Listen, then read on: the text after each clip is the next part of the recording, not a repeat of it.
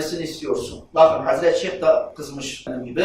Ente ilahu fanin turidu ennal azze ve celle yuvafikuke hâze bil aks. Sen haşa diyor ikinci Allah mısın ki? Hazreti Şeyh diyor. Allahu Teala kendi irade etmiş olduğu şeyin tersini sende yapsın. Yani onun iradesinin işlememesini, senin iradenin işlemesini mi istiyorsun kaderde? O zaman Hazreti Şeyh diyor ente ilahu fani. Sen o zaman ikinci Allah'sın. A'kis tusib. Aklını başına al. İşi terse çevir. Teslim ol. Boyun bük. Razı ol ki hakkı bulmuş olasın. Levlel aktaru lama urifetid da'aviyel kâzibe.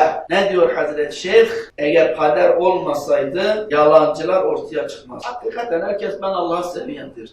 Daha güllük gülistanlıkta herkes sever. İş musibet esnasında ben ondan razıyım demek. Darlık esnasında ben ondan razıyım demek. Sıkıntı esnasında ben ondan razıyım demek. İş odur. Odur. Ondan razı olmak. Evet. İnde tecarib tetebeyyenel cevahi. Tecrübe edilince gerçek mücevher ortaya çıkar diyor. Yani şöyle mesela geçen gün ben gördüm. Sahte altın yapıyorlarmış. Adama dedi nereden anlıyorsan? Dedi vallahi gerçek altın aynısı bilezik 30 gram geliyor. Sahtesi 15 gram geliyor. Oradan anlıyor. Teraziye koyuyor hafiftir. Anlıyor oradan şey. Sahte olduğunu oradan anlıyor. Bak adam ne yaptı? Tecrübe etti. Gerçek altından sahte altın ortaya çıktı. Rabbel Alemin de imtihan ediyor. Gerçekten ona kul olanlarla sahtekarlar ortaya çıksın diye. Buraya kadar bitirelim inşallah bugünlük. Rabbim bizleri hidayet eylesin. Onun emrine göre bilen kullarından bizleri eylesin inşallah. Velhamdülillahi Rabbil Alemin.